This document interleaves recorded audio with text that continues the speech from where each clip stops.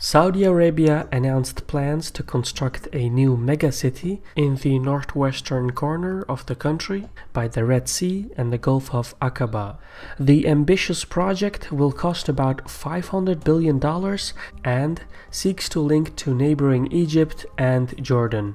Besides its economic feasibility, the proximity of the project could lead to Saudi Arabia's recognition of Israel. Suffice to say, a project of this magnitude is not without its geo-economic challenges. My name is Shirvan and welcome to Caspian Report.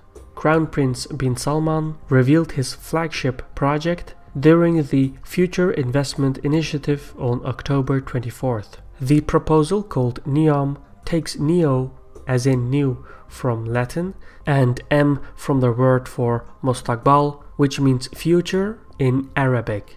So the project literally translates to new future.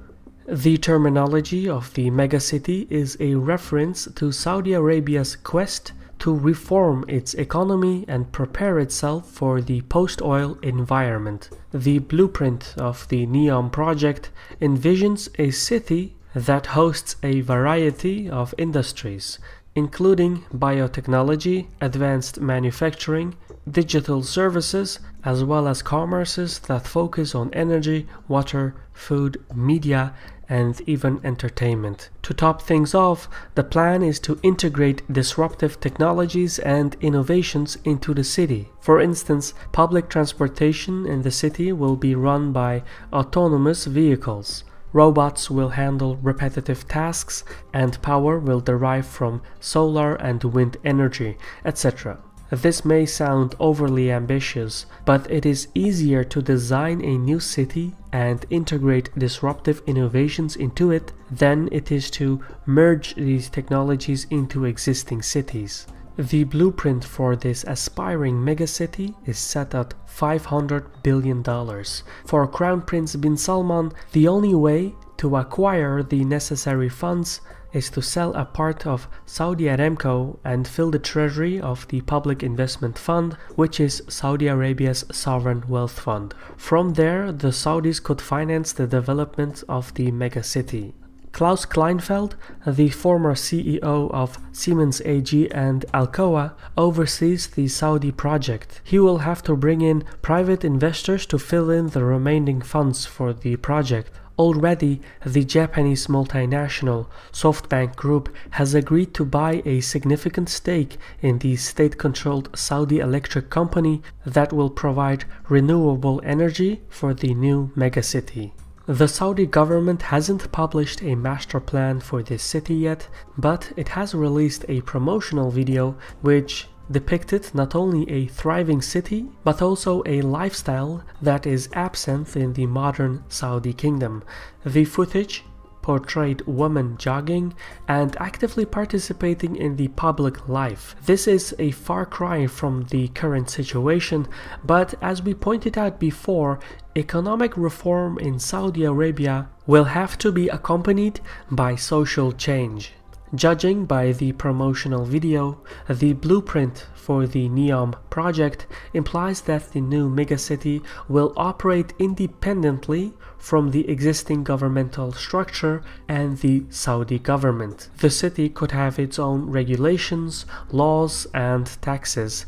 In this context, the Saudi project shares many of the characteristics that are present in other free economic zones, such as in Dubai and Singapore. These existing cities have their own laws and regulations, and thus operate separately from the rest of their respective governments.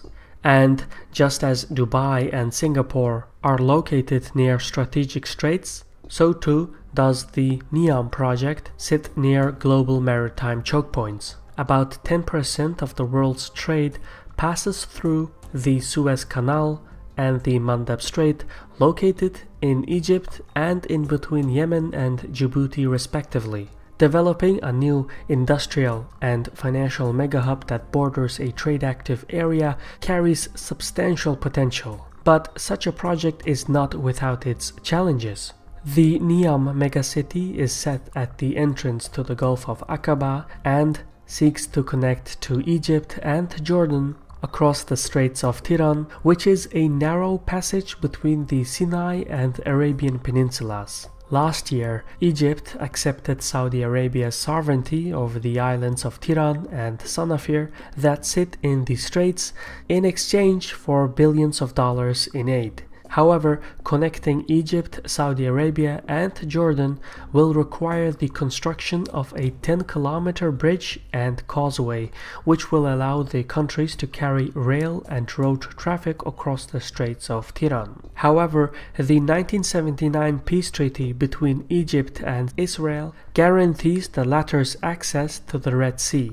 An infrastructure project that crosses the Straits of Tiran would therefore violate Israel's access to the Red Sea under the United Nations Convention on the Law of the Sea. Israel has been firm in its stance towards the Straits of Tiran. In 1967, Egypt's closure of the straits to Israeli shipping was one of the reasons for the Six-Day War, meaning Israeli involvement in the NEOM project is critical for the success of the venture, and it's likely to result in Saudi Arabia's formal recognition of the State of Israel. For Israel, the NEOM project is of exceptional value. The Israeli high-speed railway project to Eilat, which is a port city by the Gulf of Aqaba, serves as an ideal complementary component of the Saudi megacity. By extending the NEOM project with the overland transshipment of the Eilat railway,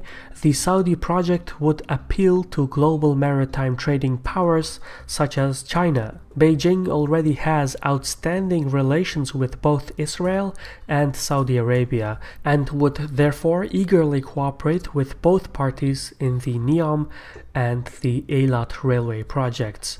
In the long term, however, cooperation and recognition from Egypt and Saudi Arabia could also help Israel to mend ties with its Arab neighbors. Hence, the NEOM project offers not only financial opportunities, but also marks the first geopolitical opening for Israel to reconcile with its neighbors. Since reconciliation with the Arab nations is fundamental to the geopolitical interests of Israel, American and Israeli policymakers could throw their weights behind the NEOM project. That said, an agreement between Israel, Saudi Arabia, Egypt, and Jordan would have to go through the back channels, since a public debate on such matters would lead to a blowback in the Arab nations. Such back channels already exist between Saudi and Israeli firms, especially in the sphere of water conservation, cybersecurity, etc. And these agreements usually go through US subsidiaries.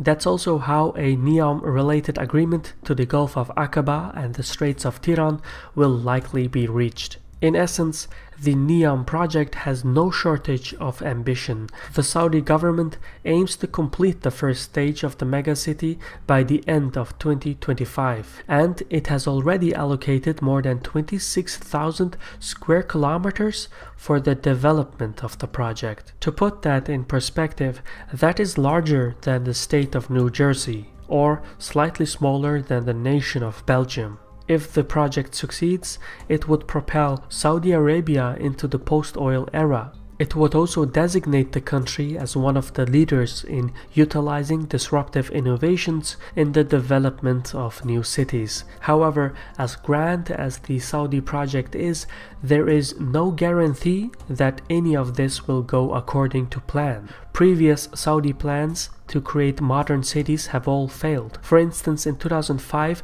construction began on the King Abdullah Economic City, which lies around 100 kilometers north of Jeddah. Initially, the project had a budget of $100 billion and was expected to be completed by 2010.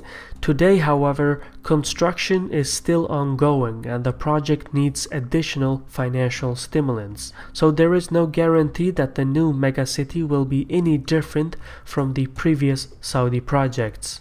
As such, the reception of the NEOM project has been met with mixed results.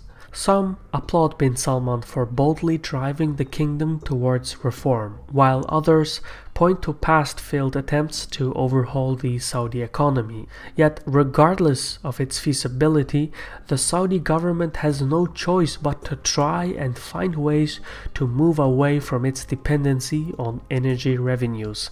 The country must take advantage of its current financial resources to implement economic reform while it is still able to do so. As we have explained in an earlier report, Bin Salman's young age means that he will rule the country for the next decades.